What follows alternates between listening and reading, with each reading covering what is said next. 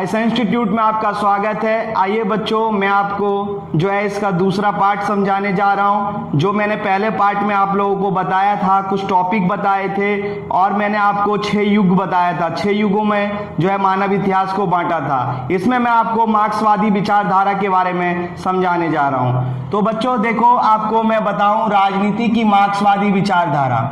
Marks अत्यंत महत्वपूर्ण विचारधारा मानी जाती है। मार्क्स जो है वो अत्यंत महत्वपूर्ण विचारधारा मानी जाती है।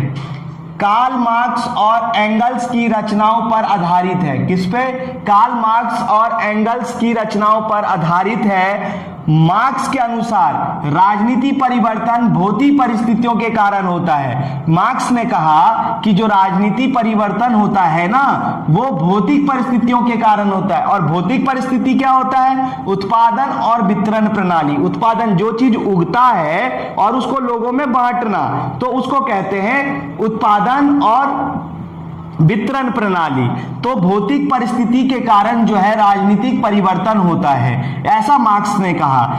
उत्पादन के साधन पर अगर समानतों का, अमीरों का और ताकतवर लोगों का अधिकार होगा तो शिक्षा, धर्म, राजनीति और न्याय व्यवस्था पर भी उन्हीं का अधिकार होगा। कहने का मतलब है कि मार्क्स ने कहा कि यदि उत्पादन साधन पर, उत्पादन साधन का मतलब है कि संसाधन होते हैं ना, जो हमारे देश के अंदर जो संसाधन होते हैं, अगर उन पे अमीरों का, ताकतवर लोगों का और समान लोगों का अगर अधिकार होगा, तो जो शिक्षा है, धर्म है, राजनीति है, न्याय व्यवस्था है, उन पे भी जो है उन्हीं का अधिकार होगा। ऐसा जो है उन्होंने कहा है।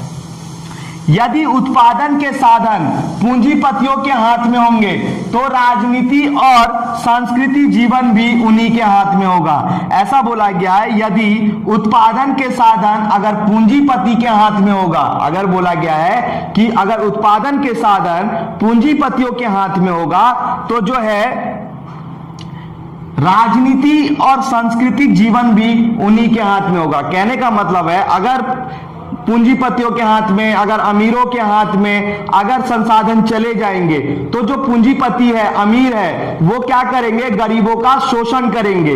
गरीबों का जो है क्या करेंगे? शोषण करेंगे। ज्यादा से ज्यादा काम करवाएंगे और क्या कहते, कम जो है उनको सैलरी देंगे, कम जो है उनको मजदूरी देंगे।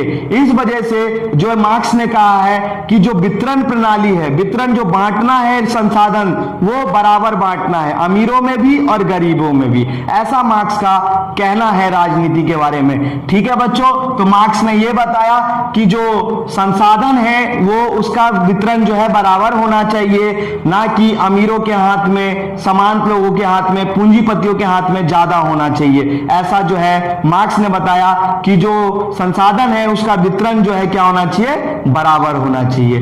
तो आई होप बच्चों आपको इस वीडियो से जो है मार्क्स के विचारधारा के बारे में आपको समझ में आएगा।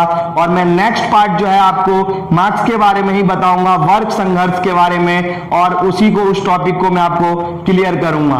मैं मार्क्स के बारे में ही नेक्स्ट टॉपिक भी बताऊंगा, लेकिन अब तक के लिए बस इतना ही, और इतना ही समझा के मैं इस वीडियो को समाप्त करता हूं। आप इस वीडियो को ज्यादा से ज्यादा शेयर करिए, लाइक करिए, सब्सक्राइब करिए, ताकि जो है ज्यादा से ज्यादा मैं आपके लिए वीडियो बना सकूं। धन्यवाद।